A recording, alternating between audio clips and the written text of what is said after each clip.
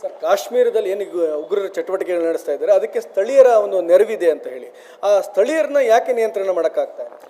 ಕಾಶ್ಮೀರದ ಟೋಪೋಗ್ರಫಿ ಅರ್ಥ ಇರೋರಿಗೆ, ಕಾಶ್ಮೀರದ ಡೆಮೋಗ್ರಫಿ ಗೊತ್ತಿರೋರಿಗೆ ಸ್ಥಳೀಯರ ವಾತಾವರಣ ಏನು ಅಂತ ತುಂಬ ಸ್ಪಷ್ಟವಾಗಿ ಅರ್ಥ ಆಗುತ್ತೆ. ಏನಂತಂದರೆ, ಕಾಶ್ಮೀರ 1947ಕ್ಕೆ ಸ್ವಾತಂತ್ರ್ಯ ಏನು ಬಂತು ಆ ಹೊತ್ತಲ್ಲಿ ನಮ್ಮ ಜೊತೆ ತುಂಬ ಚೆನ್ನಾಗಿತ್ತು. ಆದರೆ ಆರ್ಟಿಕಲ್ 370 ಅದಕ್ಕೆ ಕೊಟ್ಟು ಅದಕ್ಕೊಂದು ಪ್ರತ್ಯೇಕತೆಯ ಭಾವವನ್ನು ತುಂಬುವಂಥ ಪ್ರಯತ್ನ ಮಾಡಿದ್ದು ಜವಾಹರ್ಲಾಲ್ ನೆಹರು. ಸ್ವತಃ ಬಾಬಾ ಸಾಹೇಬ್ ಅಂಬೇಡ್ಕರ್ ಆರ್ಟಿಕಲ್ 370 ಹಾಕಬಾರದು ಅಂತ ಹೇಳಿದಾಗಲೂ ಜವಾಹರ್ಲಾಲ್ ನೆಹರು ಆರ್ಟಿಕಲ್ 370 ಅಲ್ಲಿಗೆ ಇಂಪ್ಲಿಮೆಂಟ್ ಮಾಡಿ ಕಾಶ್ಮೀರ ಜನತೆ ಸ್ಪೆಷಲ್ ಸ್ಟೇಟಸ್ನವರು ಅಂತ ಹೇಳುವಂತ ಒಂದು ಪ್ರತ್ಯೇಕತೆಯ ಭಾವವನ್ನು ಅವರು ತುಂಬಿದ್ರು.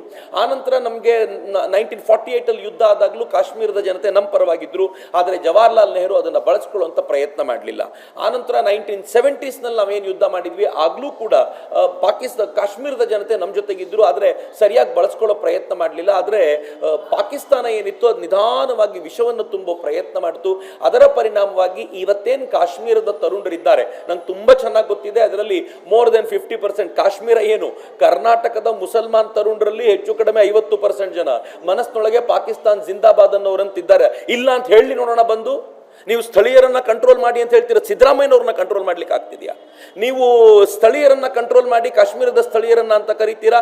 ನಾವು ಪಾಕಿಸ್ತಾನದ ಧ್ವಜವನ್ನ ಒಂದು ರಸ್ತೆಗೆ ಅಂಟಿಸಿ ಜನ ಓಡಾಡ್ಲಿ ಅಂತ ಕಲಬುರಗಿಯಲ್ಲಿ ಮಾಡಿದ್ರೆ ಅಂಥವ್ರನ್ನ ಅರೆಸ್ಟ್ ಮಾಡಿ ಅಂತ ಸಿದ್ದರಾಮಯ್ಯನವ್ರು ಹೇಳ್ತಾರೆ. ಸಿದ್ದರಾಮಯ್ಯನವ್ರನ್ನ ಪಾಕಿಸ್ತಾನದವ್ರೇನ್ರಿ? He is not my C M. ನಾನು ಅಕ್ಸೆಪ್ಟ್ ಮಾಡ್ಲಿಕ್ಕೆ ತಯಾರಿಲ್ಲ. ಯಾವ ಸಿಎಂ, ಯಾವ ರಾಜ್ಯದ ಮುಖ್ಯಮಂತ್ರಿ ಪಾಕಿಸ್ತಾನದ ಪರವಾಗಿ ನಿಲ್ತಾರೋ, ಪಾಕಿಸ್ತಾನದ ವಿರೋಧಕ್ಕೆ ಮಾಡಿದಂತ ಒಬ್ಬ ನಾಗರಿಕನ ಮೇಲೆ FIR ಹಾಕಬಲ್ಲರೋ, how can he be my CM?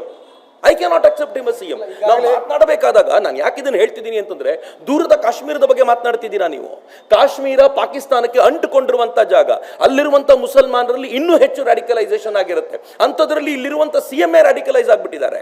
ಇಲ್ಲಿರುವಂತ CM ಪಾಕಿಸ್ತಾನದ ಧ್ವಜಕ್ಕೆ ಗೌರವ ಕೊಡಬೇಕು ಅಂತ ಮಾತಾಡುವಂತ ಸ್ಥಿತಿಯಲ್ಲಿರುವಂತ CM ಅನ್ನೇ ನಿಮಗೆ ರ್ಯಾಡಿಕಲೈಸೇಷನ್ ಇಂದ ಆಚೆಗೆ ತರಲಿಕ್ಕೆ ಆಗ್ತಿಲ್ಲ. And you are speaking of ಕಾಶ್ಮೀರದ ತರುಣರನ್ನ ರ್ಯಾಡಿಕಲೈಸೇಷನ್ ಇಂದ ಆಚೆಗೆ ತಗೊಂಡ್ಬನ್ನಿ. How is it possible? ನಾನಂತೂ ಅಕ್ಸೆಪ್ಟ್ ಮಾಡಲ್ಲ ರೀ.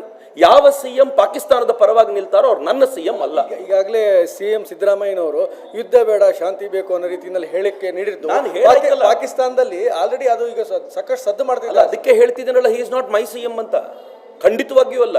ಸಿದ್ದರಾಮಯ್ಯನವರು ಇದನ್ನು ಕೇಳಿಸ್ಕೊಳ್ತಾ ಇದ್ರೆ ನಾನು ವಿನಂತಿ ಪೂರ್ವಕವಾಗಿ, ಆಗ್ರಹ ಪೂರ್ವಕವಾಗಿ ಹೇಳಲಿಕ್ಕೆ ಇಚ್ಛೆ ಪಡ್ತೀನಿ. ಇದು ವಿನಮ್ರವಾದ ಆಗ್ರಹ ಸಿದ್ದರಾಮಯ್ಯನವರೇ.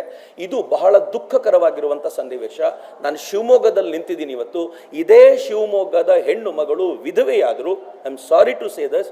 ಅವರು ವಿಧವೆಯಾಗಿದ್ದು ಒಂದು ಉಗ್ರರ ಆ ದಾಳಿಯ ಕಾರಣಕ್ಕೋಸ್ಕರ. ಆ ಉಗ್ರ ಪಾಕಿಸ್ತಾನದಿಂದ ಬಂದವನು. ಅದಕ್ಕೆ ಪಾಕಿಸ್ತಾನದ ಆಸಿಮ್ ಮುನೀರ್ನ ಬೆಂಬಲ ಇತ್ತು, ಪಾಕಿಸ್ತಾನದ ಪ್ರಧಾನಿಯ ಬೆಂಬಲ ಇತ್ತು, ಪಾಕಿಸ್ತಾನದ ಜನತೆಯ ಬೆಂಬಲ ಇತ್ತು. ಇಲ್ಲಿರುವಂತ ಅನೇಕ ಮುಸಲ್ಮಾನರು ಜೈಕಾರ ಕೂಗಿದ್ದಾರೆ. ಸೊ ಹೀಗಿರುವಾಗ ನೀವು ಪಾಕಿಸ್ತಾನದೊಂದಿಗೆ ಶಾಂತಿ ಅಂತ ಹೇಳ್ತೀರಾ ಅಂತಂದ್ರೆ, 4 ಓಟಿಗೋಸ್ಕರ ಅಧಿಕಾರವನ್ನು ಕಳ್ಕೊಳ್ಳೋಕ್ಕಿಂತ ಮುಂಚೆ ಈ ಥರದೊಂದು ಕೆಟ್ಟ ಹೆಸರು ತೆಗೆದುಕೊಂಡು ಹೋಗಬೇಡಿ. ಈ ದೇಶ ಕನ್ನಡಿಗರು ಉಗ್ರರ ವಿರುದ್ಧವಾಗಿದ್ದಾರೆ.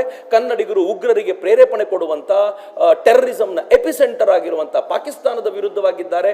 ನೀವು ಅವರ ಕನ್ನಡಿಗರ ನೇತೃತ್ವ ಅಂತ ದಯಮಾಡಿ ಈ ವಿಚಾರದಲ್ಲಿ ಹೇಳ್ಕೊಳ್ಬೇಡಿ. ಕನ್ನಡಿಗ, ಅದು ಯಾರೇ ಕನ್ನಡಿಗ ಇರಲಿ, ಚಾಮರಾಜನಗರದಿಂದ ಬೀದರ್ನವರೆಗೂ, ಉತ್ತರ ಕನ್ನಡದಿಂದ ಕೋಲಾರದವರೆಗೂ ಪ್ರತಿಯೊಬ್ಬ ಕನ್ನಡಿಗನೂ ಕೂಡ ಪಾಕಿಸ್ತಾನದ ವಿರುದ್ಧ ಇದ್ದಾನೆ.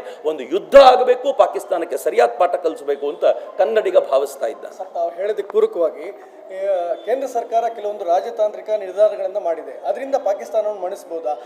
ಒಂದು ಕಠಿಣ ಸಮರದ ಒಂದು ಅಂದರೆ ಮುನ್ನಡಿ ಇಡಲಿಕ್ಕೆ ಕೇಂದ್ರ ಸರ್ಕಾರ ಹಿಂದೇಟು ಹಾಕ್ತಿದೆ ಅನಿಸುತ್ತೆ. ಡೆಫಿನೆಟ್ಲಿ ಇಲ್ಲ. ಯುದ್ಧ ಅಂತಂದರೆ ಏಕಾಏಕಿ ಶುರು ಮಾಡುವಂಥದ್ದಲ್ಲ. ಅದು ನಿಮಗೂ ಗೊತ್ತಿದೆ, ನನಗೂ ಗೊತ್ತಿದೆ, ಪ್ರತಿಯೊಬ್ಬರಿಗೂ ಗೊತ್ತಿದೆ. ಆದರೆ ಭಾರತದ ಯುದ್ಧ ರಷ್ಯಾ ಮತ್ತು ಉಕ್ರೇನ್ ಥರದ್ದೋ ಅಥವಾ ಇಸ್ರೇಲ್ ಪ್ಯಾಲೆಸ್ತೈನ್ ಥರದ್ದೋ ಆಗಬಾರದು. ಅದು ನಡೆದರೆ ಕೆಲವು ದಿನಗಳಲ್ಲಿ ಮುಗಿಬೇಕು. ಪಾಕಿಸ್ತಾನಕ್ಕೆ ಸರಿಯಾಗಿ ಹರ್ಟ್ ಆಗಬೇಕು ಅಂತಂದರೆ ಅದಕ್ಕೆ ಬೇಕಾಗಿರುವ ಸಮರ್ಥ ತಯಾರಿ ಆಗಬೇಕು. ಹಾಗಂತ ಭಾರತ ವೀಕ್ ಆಗಿಯೂ ಇರಬಾರ್ದು. ಭಾರತ ರಾಜತಾಂತ್ರಿಕವಾದ ನಡೆಗಳನ್ನು ಇಟ್ಟಿದೆ. ಅದಾಗಲೇ 15ಕ್ಕೂ ಹೆಚ್ಚು ರಾಷ್ಟ್ರಗಳು ಭಾರತದ ಪರವಾಗಿ ನಿಂತಾಗಿದೆ. ಐ ವಂಡರ್, ಈ ದೇಶದ ಪ್ರಧಾನಮಂತ್ರಿ ಹೇಗೆ ಅದನ್ನು ಮಾಡಿದ್ರು. ಹೆಚ್ಚು ಮುಸಲ್ಮಾನ ರಾಷ್ಟ್ರಗಳು ಪಾಕಿಸ್ತಾನದ ಪರವಾಗಿ ಇಲ್ಲದೆ ಭಾರತದ ಪರವಾಗಿ ನಿಂತಿರೋದು ಕೂಡ ಅಚ್ಚರಿಯ ಮತ್ತು ವಿಶೇಷವಾಗಿರುವಂತಹ ಸಂಗತಿ. ಈ ದೇಶ ಇಂಡಸ್ ವಾಟರ್ ಟ್ರೀಟಿಯನ್ನು ತಡೆದ ನಂತರ ಪಾಕಿಸ್ತಾನಕ್ಕೆ ಹೋಗಬೇಕಾಗಿರುವಂತಹ ನೀರಿನ ಮೇಲೆ ನಾವು ಪರಿಪೂರ್ಣ ಅಧಿಕಾರವನ್ನು ಸ್ಥಾಪಿಸಿದ್ದೀವಿ. ಇದು ಪಾಕಿಸ್ತಾನಕ್ಕೆ ಒಳ್ಳೆಯ ಬೆಳವಣಿಗೆ ಬಗ್ಗೆ ಎಲ್ಲ ನಾನು ಇತ್ತೀಚೆಗೆ ಇಂಡಸ್ ವಾಟರ್ ಟ್ರೀಟಿಯ ರಿಪೋರ್ಟ್ಗಳನ್ನು ಓದ್ತಾ ಇದ್ದೆ. ಭಾರತ ಏಕಾಏಕಿ ನೀರನ್ನು ಬಿಡ್ತಾ ಇರೋದ್ರಿಂದ ಅದರ ಜೊತೆಗೆ ಹೋಗ್ತಾ ಇರುವಂಥ ಸಿಲ್ಟ್ ಅಥವಾ ಮರಳು ಅದು ಪಾಕಿಸ್ತಾನದ ದೊಡ್ಡ ಮಟ್ಟದ ಕೃಷಿ ಭೂಮಿಯನ್ನು ಆವರಿಸಿಕೊಂಡು ಬಿಡುತ್ತೆ. ಇದು ಪಾಕಿಸ್ತಾನದ ಸಾಮಾನ್ಯ ಜನತೆಗೂ ಹೊಡೆತ. ಅನ್ಲೆಸ್ ಅವರು ತಮ್ಮ ಗವರ್ನಮೆಂಟ್ ಅನ್ನ ಭಾರತದ ವಿರೋಧ ತಡಿಬೇಕು ಅಂತ ನಿಲ್ಲಿಸಲಿಲ್ಲ ಅಂತಂದ್ರೆ ಇದು ಪಾಕಿಸ್ತಾನಕ್ಕೆ ಹೊಡೆತ ಆಗುತ್ತೆ ಅಂತ ಅವರಿಗೂ ಗೊತ್ತಿದೆ. ಎಲ್ಲ ಮಾರ್ಗಗಳನ್ನ ಭಾರತ ಪರಿಶೀಲಿಸಿದ ನಂತರ ಫೈನಲಿ ಅದಕ್ಕೆ ಬೇಕಾಗಿರುವಂತ ಯುದ್ಧವನ್ನೇ ಮಾಡಬೇಕು ಅಂತಲ್ಲ, ಪಾಕಿಸ್ತಾನವನ್ನು ಮಣಿಸ್ಲಿಕ್ಕೆ ನಾವು ಯುದ್ಧವನ್ನೇ ಮಾಡಬೇಕು ಅಂತಿಲ್ಲ. ನಮಗೆ ಬಲೂಚಿಸ್ತಾನದ ಅಲ್ಲಿರುವಂತಹ ಲಿಬರೇಷನ್ ಆರ್ಮಿಯನ್ನ ಬಳಸ್ಕೊಳ್ಳೋದು ಹೇಗೆ ಅಂತ ಗೊತ್ತಿದೆ, ನಮಗೆ POK ಬಳಸ್ಕೊಳ್ಳೋದು ಹೇಗೆ ಅಂತ ಗೊತ್ತಿದೆ, ನಮಗೆ ಸಿಂಧ್ ಅಲ್ಲಿರುವಂತಹ ಆರ್ಮಿಯನ್ನು ಬಳಸ್ಕೊಳ್ಳೋದು ಹೇಗೆ ಅಂತ ಗೊತ್ತಿದೆ. ಎಲ್ಲವನ್ನು ಬಳಸಿಕೊಂಡು ಒಳಗಿಂದ ಪಾಕಿಸ್ತಾನವನ್ನ ನಾವು ಇಂಪ್ಲೋಡ್ ಮಾಡಿಸ್ಲಿಕ್ಕೂ ಸಾಧ್ಯ ಇದೆ. ಐ ಥಿಂಕ್ ಈ ದೇಶದ ಪ್ರಧಾನಿ ಇದಕ್ಕೆ ಸಮರ್ಥರಾಗಿದ್ದಾರೆ. ಈ ದೇಶಕ್ಕೆ ಸರ್ಜಿಕಲ್ ಸ್ಟ್ರೈಕ್ ಅಂತ ಗೊತ್ತಿಲ್ಲದೆ ಹೋದಾಗ ಈ ದೇಶದ ಪ್ರಧಾನಿ ಸರ್ಜಿಕಲ್ ಸ್ಟ್ರೈಕ್ ಮಾಡಿದ್ರು. ಏರ್ ಸ್ಟ್ರೈಕ್ ನ ಪರಿಕಲ್ಪನೆಯೂ ಇಲ್ಲದೆ ಹೋದಾಗ, ನಾವು ವಿಮಾನವನ್ನು ತೆಗೆದುಕೊಂಡು ಪಾಕಿಸ್ತಾನದ ಏರ್ ಸ್ಪೇಸ್ ಅನ್ನು ಬ್ರೇಕ್ ಮಾಡಿ ಹೋಗಬಹುದು ಅನ್ನೋ ಪರಿಕಲ್ಪನೆ ಇಲ್ಲದೆ ಹೋದಾಗ ನಾವು ನುಗ್ಗಿದ್ದೀವಿ. ಇದನ್ನೆಲ್ಲ ನೋಡುವಾಗ ನನ್ಗನ್ಸುತ್ತೆ Bharat will definitely retaliate in a great manner. We will retaliate ಅಂತ.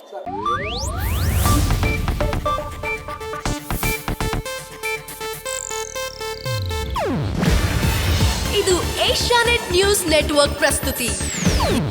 ನೀವು ನೋಡ್ತಿದ್ದೀರಾ ಏಷ್ಯಾನೆಟ್ ಸುವರ್ಣ ನ್ಯೂಸ್.